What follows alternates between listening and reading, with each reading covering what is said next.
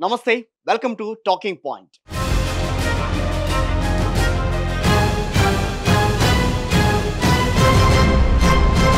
Freebies లేదా ఉచిత పథకాలు లేదా సంక్షేమ పథకాలు పేరేదైనా సరే అధికారంలోకి రావాలనుకున్న ఎవరైనా పవర్‌లో ఉన్నవాళ్ళైనా ఇవి లేకుండా మాత్రం ఊపిరి పీల్చుకోలేరు. వీటి జపం చేయకుండా ప్రజల్లోకి ఒక్క అడుగు కూడా వేయలేరు. ఒకరు ఒకటి ఫ్రీగా ఇస్తామంటారు. ఇంకొకరేమో వాళ్ళకంటే డబుల్ ఇస్తానంటూ ఆఫర్ల మీద ఆఫర్లు ఇస్తారు.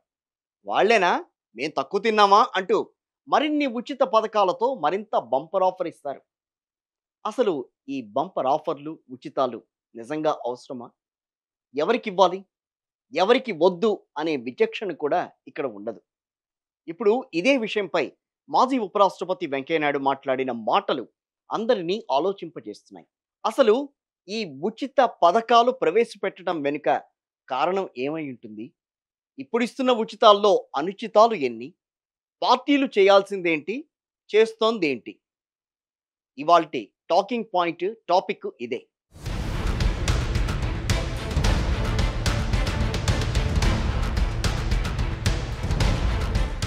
ఉచిత పథకాలు ప్రజల సంక్షేమం కోసం ప్రభుత్వం రూపొందించే కార్యక్రమాలు ఇవి. ఇందులో చాలా రకాలుంటాయి. ప్రజలకు ఉపయోగపడేవి కొన్నైతే, ప్రజలను ఆదుకునేవి కొన్ని. ప్రజలకు అవసరమైన పథకాలు కూడా ఇందులో చాలానే ఉన్నాయి. ఉచిత ఆరోగ్య సేవలు, ఉచిత విద్య, నిత్యావసరాల రేట్లలో తగ్గింపులు ఇలాంటివన్నీ కూడా ప్రజలకు, పేద ప్రజలకు చాలా పెద్ద రిలీఫ్ ఇచ్చే అంశాలు మాత్రమే కాకుండా రాష్ట్ర, దేశ ఆర్థిక వ్యవస్థకు కూడా ఎంతో మేలు చేసే విషయాలు. ఇలాంటి పథకాల ద్వారా ప్రజలకు, ముఖ్యంగా పేద ప్రజలకు ఎంతో మేలు చేసే ఛాన్స్ మాత్రం గట్టిగా ఉంటుంది. ఆర్థికంగా బలహీనంగా ఉన్నవారు తమ జీవన విధానాలు మెరుగుపరుచుకునే మంచి ఛాన్స్ కూడా ఈ ఉచిత పథకాల ద్వారా దొరుకుతుంది. ఇప్పుడు కొన్ని ఉచిత పథకాలు గురించి మాట్లాడుకుందాం. అవి ఎలా ఉపయోగపడుతున్నాయి అనేది కూడా తెలుసుకుందాం. ఎలా దుర్వినియోగం అవుతున్నాయో కూడా నేను మీకు వివరిస్తా డీటెయిల్డ్‌గా. ఉచిత విద్య గురించి మాట్లాడదాం. ఇవాళ రేపు ఎక్కడ చూసినా సరే ప్రైవేట్ స్కూల్స్, ప్రైవేట్ కాలేజీలు. చదువు బాగుండాలి అంటే ప్రైవేట్ స్కూల్సే బెటరే అనే ఆలోచన ఉన్నారు చాలామందిలో. కానీ లక్షలకి లక్షలు ఖర్చు చేసి చదివించే స్తోమత ఎంతమందికి ఉంటుంది? అలాంటి వారి కోసం ప్రభుత్వ పాఠశాలల ద్వారా ఉచిత విద్యను అందిస్తున్నాయి ప్రభుత్వాలు. వీటిని వాడుకునేది కూడా నిజంగా పేదలే. అంతో ఇంతో ఖర్చు చేసే స్తోమత ఉన్నవారైనా సరే ప్రైవేట్ స్కూల్స్ వైపే చూస్తారు తప్పించి ప్రభుత్వ స్కూళ్లలో మాత్రం వారి పిల్లలను ఏమాత్రం చేర్చరు. ఇక ఉచిత వైద్యం గురించి మాట్లాడుకుందాం. ఇది కూడా పేదలకు భారీగా లబ్ధి కలిగించే పథకం. ఏ చిన్న జబ్బొచ్చినా వేలు లక్షలు వదిలించుకోవాల్సిన దుస్థితి ప్రస్తుతం. ప్రైవేట్ హాస్పిటల్స్కి వెడితే కన్సల్టేషన్ ఫీజే మినిమం 500 నుంచి స్టార్ట్ అవుతుంది. ఇక ఆ తర్వాత ఆ టెస్టు, ఈ టెస్టు అని చెప్పి వేలు లేకపోతే లక్షలు ముక్కుపిండి వసూలు చేస్తాయి హాస్పిటల్స్. అంటే మనం మాట్లాడుకున్న విద్య, వైద్యానికి ప్రజలు ఆస్తులు అమ్ముకోవాల్సిన దుస్థితి ఉంది. నిజమే గదా! పేద ప్రజలు అంతంత ఖర్చులు పెట్టి ఏ రకంగా వైద్యం చేయించుకోగలుగుతారు? తమ పిల్లలకి స్కూల్స్‌లో జాయిన్ చేయగలుగుతారు? దీనికి బాధ్యులు ఎవరవుతారు మరి అప్పుడు? అసలెక్కడ తప్పు జరుగుతోంది అన్నదే ఇక్కడ పెద్ద సబ్జెక్ట్. దానిపై సెపరేట్‌గా ఇంకో వీడియోలో మనం చూద్దాం. కానీ ఈ 2 పథకాల ద్వారా ప్రజలు కొంత లబ్ధి పొందుతున్నారు అన్నది మాత్రం కాదనలేని వాస్తవం. ఇదే కోవలో ప్రజలకు ఉపయోగపడే పథకాలు ఇంకొన్ని కూడా ఉన్నాయి. Free training. అనేక సాంకేతిక విషయాలపై విద్యార్థులకు, ఉద్యోగార్థులకు ప్రభుత్వాలు ఉచితంగా శిక్షణ ఇవ్వడం నిజంగా ఎంతోమంది పేద విద్యార్థులకు కోచింగ్‌ల కోసం వేలకు వేలు ఖర్చు చేయలేని వారికి ఉపయోగపడే పథకంగానే మనం చూడాలి. ఇక వృద్ధులు, వికలాంగులకు పెన్షన్. వయసైపోయి ఏ పని చేసుకోలేక ఇబ్బంది పడే వారిని ఆదుకునే అద్భుతమైన పథకం. అంటే ఇలాంటి పథకాల ద్వారా అనేక మంది పేదలకు ఎంతో సేవ చేసే అవకాశం కలుగుతుంది. ఇలాంటి వాటి వల్ల ఎవ్వరికీ ఎలాంటి అభ్యంతరాలు కూడా సహజంగా ఉండవు. కానీ ఇక్కడ కేవలం ఓట్ల కోసం, ప్రజలను మభ్యపెట్టడానికి, అవసరం లేకున్నా సరే కట్టబెట్టే పథకాల గురించే ఇవే అందరికీ గుదిబండలా మారుతున్నాయి. మాజీ ఉపరాష్ట్రపతి వెంకయ్య నాయుడు కూడా సరిగ్గా ఇదే విషయం మీద కొంత ఆగ్రహంతో మాట్లాడారు. మహిళలకు ఉచిత బస్సు వల్ల ప్రయోజనం ఏంటి? ఇలాంటి ఉచితాల వల్ల ఎవరికి ఉపయోగం? దీనివల్ల ప్రభుత్వానికి, ప్రజలకు అప్పుల బాధ పెరగడం తప్ప కొంచెమైనా ఉపయోగం ఉందా? అంటూ ఒక్కసారిగా ఆయన ఆంధ్రప్రదేశ్ ప్రభుత్వంపై ఘాటు వ్యాఖ్యలే చేశారు. అసలు ఆయన ఏం మాట్లాడారో విందాం ఇప్పుడు. నేను అప్పు చేస్తాను, నేను విస్తరిస్తాను, నేను ఎలక్షన్లో ప్రయోజనం పొందుతాను, తర్వాత వచ్చే కార్పొరేటర్గా వాళ్ళ కర్మ వాళ్ళది అన్న ధోరణి వాళ్ళ రాజకీయాల్లో కనబడుతుంది. రాజకీయ పార్టీలు మనం తాజా ఉదాహరణ కూడా చూసాం. రాష్ట్ర ప్రభుత్వం ఆర్థికంగా ఆంధ్రప్రదేశ్లో ఉన్నాం కాబట్టి ఉదాహరణ చెప్తాం ఎంత ఇబ్బంది పడుతుంది.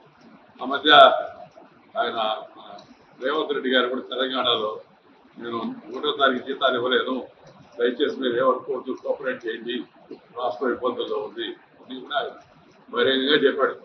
నేషనల్ టీవీ ఇంటర్వ్యూలో కూడా చెప్పాడు. ఏమన్నా ఎందుకు ఇబ్బందుల్లో ఉంది? పరిమితులు దాటి శక్తిని మించి అప్పులు చేశారు. ఆ అప్పులు కూడా ఏదైనా దీర్ఘకాలిక ప్రయోజనం కలిగించే ప్రాజెక్టులకు, ఇరిగేషన్ ప్రాజెక్టు, పవర్ ప్రాజెక్టులు ఇంకా రిటర్న్స్ వస్తాయి. మళ్ళా అట్లా కాకుండా ఇలాంటి పథకాలు, జనాకర్షణ పథకాలు పెట్టేందుకు మేము ఉచితంగా ఇస్తాం, మేము మహిళలకి బస్సులో ఫ్రీగా ఇస్తాం, వైకల్యం ఉన్నవాళ్ళు, అంగవైకల్యం ఉన్నవాళ్ళు,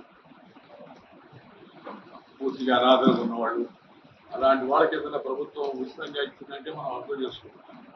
అందుకే నేను ఎప్పుడు చెప్తాను ప్రతి బహిరంగ సభలో కూడా, ప్రభుత్వము, చదువు, వైద్యం రెండింటికి తప్పితే ఇంకెదర వాటికి ఏటికి ఉచితంగా ప్రభుత్వ డబ్బులు ఖర్చు. విన్నారు కదా, నిజంగానే ఉచిత పథకాలపై పార్టీలు హామీలు ఇస్తున్నప్పుడు ప్రభుత్వాలు ప్రవేశపెట్టే సమయంలో ఇది నిజంగా అవసరమా లేదా అన్నది ఖచ్చితంగా ఆలోచించాల్సిన విషయం. ఉచిత బస్సు దీనివల్ల లబ్ధి పొందేవారు ఎంతమంది? దానివల్ల వస్తున్న ఇబ్బందులు ఏంటి అనంటే అదొక చాంతాడంత లిస్టే తయారవుతుంది. ఈ మధ్య కాలంలో అందరూ చూసే ఉంటారు కదా దాని గురించి. ఉద్యోగాలు చేసే మహిళలు, కాలేజీలకు వెళ్ళే యువతలకు మేలు చేసేందుకు ఈ పథకం ఉందని కాసేపు అనుకుందాం. కానీ ఇక్కడ ఫ్రీ బస్సే కదా అని సరదాగా ఎక్కేవాళ్ళు, అవసరం లేకున్నా ప్రయాణిస్తూ షాపింగ్లకు వెళ్ళేవారు, ఓ చోటెక్కి మరో చోట దిగి మళ్ళీ అక్కడి నుంచి ఎక్కిన చోటే దిగి ఇలా నిరుపయోగం చేసేవాళ్ళు కూడా చాలామంది ఉన్నారు. సిగపట్లు బస్సుల్లో సీట్ల ఫైట్లయితే కొదవేలేదు. ఫస్ట్ కర్ణాటకలో మొదలైంది ఈ డిష్యుమ్లన్నీ కూడా.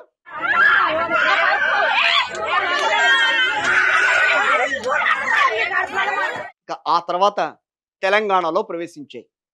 ఇప్పుడు ఆంధ్రప్రదేశ్లో కూడా రసపట్టులో కొనసాగుతున్నాయి ఈ డిష్యులు. ఇందులో ఇంకో కోణం కూడా మనకు కనిపిస్తుంది. ఉచిత బస్ మహిళలు, యువతలకేనా, మాకు అవసరం లేదా అని ప్రశ్నిస్తున్నారు పురుషులు, యువకులు. ఇప్పుడైతే మా పరిస్థితి మరీ దారుణంగా తయారైందని కూడా వాపోతున్నారు. డబ్బులిచ్చి మరీ నిలబడి ప్రయాణించాల్సిన పరిస్థితి వస్తోందని బాధపడిపోతున్నారు. సరే, ఆ సంగతి పక్కన పెడదాం కాసేపు. చిన్న చిన్న ఉద్యోగాలు చేసుకునే వారికి, ఉద్యోగాల కోసం కష్టపడుతూ హాస్టల్స్లో ఉంటూ నిత్యం బస్సులో తిరిగే నిరుద్యోగ యువకులకు కూడా ఉచిత సదుపాయం కల్పిస్తే తప్పేంటని ప్రశ్నిస్తున్నారు. మరి మహిళలు, యువతులకు ఆ అవకాశం ఇచ్చినప్పుడు యువకులకు ఇవ్వడంలో తప్పేంటి అన్నది కొందరి వాదన. ఉచిత బస్సేమో వాళ్ళకిస్తారు, దాని భారమేమో మాపై మోపుతారా అని బాధపడే పురుషులు ఎక్కువగా ఉన్నట్ట. ఇక్కడ పురుషుల బాధలో కూడా నిజం కనిపిస్తోంది మనకి. వారి వాదనలో కూడా న్యాయం ఉంది కదా అన్నది మనకు కనిపిస్తోంది కదా. దీనిపై ఇప్పుడు జనం ప్రభుత్వాలపై తీవ్రంగా మండిపడుతున్నట్ట. అటు కర్ణాటక విషయం తీసుకున్నా, ఇటు ఆంధ్రప్రదేశ్, తెలంగాణలో ఒకరి కోసం ఇంకొకరిని బలి చేయడం ఏంటని గట్టిగా నిలదీస్తున్నట్టుగా తెలుస్తోంది. దీనికి కొన్ని సజెషన్స్ కూడా ఇస్తున్నారు. ఉదాహరణకు భార్య, భర్త ఇద్దరు ఉద్యోగం చేస్తున్నారని అనుకుందాం. ఇద్దరూ బస్సులోనే ప్రయాణిస్తే భార్యకేమో ఉచితంగా ప్రయాణించే అవకాశం ఇచ్చారు. ఆ భారాన్ని ఇక్కడ భర్తపై మీద మోపుతున్నారు. ఇంకా లాభం ఏమున్నట్టు? ఇప్పుడు ప్రభుత్వం చేస్తోంది అదే కదా. అటు కర్ణాటక అయినా, ఇటు ఆంధ్రప్రదేశ్ అయినా, ఇటు తెలంగాణ అయినా ఆర్టీసీ బస్సు ఛార్జీలు పెంచి అక్కడ లెవెల్ చేసింది కదా. అదే మహిళలకు పూర్తిగా ఉచితంగా కాకుండా ఏ 50% లేక ఏ 75% డిస్కౌంట్ ఇచ్చారనుకోండి, ఆర్టీసీపై పెద్దగా భారము పడదు. మహిళలు కూడా అవసరమైనప్పుడే బస్సు ఎక్కుతారు. అటు ఇటు తిరగడానికి, సరదాగా అటు ఇటు జాలీగా తిరగడానికి కాకుండా అవసరమైనప్పుడు మాత్రమే బస్సు ఎక్కుతారు. నిజంగానే రోజువారీ ప్రయాణించే వారికి దీనివల్ల భారీగా లబ్ధి చేకూరుతుంది కదా! బస్సుల్లో ఫైటింగ్‌లుండవు. సీట్ల కోసం కొట్లాటలుండవు. వీటన్నిటికి కూడా కొంత అడ్డుకట్ట పడుతుందని చెప్పి ప్రభుత్వానికి సలహాలిస్తున్నారు. అయితే ఇలాంటి ఉచిత పథకాల వల్ల ప్రభుత్వ ఖజానాపై అటు నుంచి ఇటు ప్రజలపై పడే పెనుభారమే ఎక్కువగా ఉంటుంది. ప్రభుత్వం ప్రజలకు ఉచిత పథకాలు అందిస్తోంది. ఆ ఆర్థిక భారం ఫస్ట్ డైరెక్ట్‌గా ప్రభుత్వం పైనే పడుతుంది. సో, ఈ పథకాలు కొనసాగిస్తూ ఉంటే గనక దీర్ఘకాలంలో అంటే కొన్నాళ్ళు ఒక 1 ఇయర్ నడిచింది. ఆ 1 ఇయర్ తర్వాత దాని ఎఫెక్ట్ కనిపిస్తూ ఉంటుంది. ఆ ఎఫెక్ట్ ఎక్కడ పడుతుంది? ఖజానా మీద గట్టిగా పడుతుంది. ఖజానా ఖాళీ అవుతుంది అనంటే ప్రభుత్వాలు నెక్స్ట్ చేసే పనేంటి? పన్నులు పెంచుతారు. లేదా మరో రకంగా అంటే ఇలా ఛార్జీలు పెంచడం ద్వారా నష్టాన్ని భర్తీ చేసుకునే ఆలోచన చేస్తూ ఉంటారు. ఈ 2 మార్గాల ద్వారానే వచ్చే నష్టాలు భర్తీ చేస్తాయి సాధారణంగా ఏ ప్రభుత్వం అయినా సరే. అంటే అటు తిరిగి, ఇటు తిరిగి మళ్ళీ ప్రజల నెత్తినే బరువు వేసేస్తాయి. ఫ్రీ, ఫ్రీ, ఫ్రీ అంటూ జనం నెత్తిన గుదిబండను మళ్ళీ మోపుతాయి. ఫ్రీగా ఓ పక్కన ఇస్తూనే ఉంటారు. ఇంకో రూపంలో ఆ డబ్బులను లాగేసుకుంటూ ఉంటారు. మరి ప్రభుత్వానికైనా ఎక్కడి నుంచి డబ్బులొస్తాయి? పన్నుల నుంచే గదా! అందుకే అనేది. అది ఏ పార్టీ అయినా సరే కానివ్వండి, ఫ్రీ పథకాలను ఆశ చూపించింది అనంటే ఖచ్చితంగా 1కి 2 సార్లు ఆలోచించి తీరాల్సిందే. అందులో లోటుపాట్లేంటి? దానివల్ల వచ్చే లాభ నష్టాలేంటి? అనేది స్పష్టంగా చూసుకోవాల్సిందే. లేదంటే దెబ్బతినేది మీరే. ఆలోచించండి. ఆలోచించి ఓటేయండి. మీ భవిష్యత్తు మీ చేతిలోనే ఉంది.